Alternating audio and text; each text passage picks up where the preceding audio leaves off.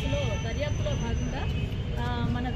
జిల్లా ఎస్పీ గారైన శ్రీ విక్రాంత్ పాటిల్ సార్ గారి ఆదేశాల మేరకు మరియు నా పర్యవేక్షణలో జనవరి 8వ తారీఖున మన ఒక 12 మంది ముద్దాయిల్ని అరెస్ట్ చేసి రిమాండ్ పెట్టడం జరిగింది. ఆ కేసులో ఇంకా మిగిలిన 13 మంది ముద్దాయిల యొక్క సమాచారం మాకు రావడంతో నిన్న అనగా జనవరి 11వ తేదీ 2026వ సంవత్సరం సాయంత్రం 5:30 గంటలకు మన బనవాసి ఫారం వద్ద ఉన్న కృషి విజ్ఞాన కేంద్రం ఎదురుగా ఉన్న సెంట్రల్ నర్సరీ వద్ద మిగిలిన 13 మందిని అరెస్ట్ చేసి వారి దగ్గర నుంచి ఈ హత్యకు వాడిన కొన్ని మారణాయుధాలను సీజ్ చేయడం జరిగింది. ఈ హత్యకి యొక్క కారణము ఆల్రెడీ ఇంతకుముందు చెప్పినట్లుగానే ఈ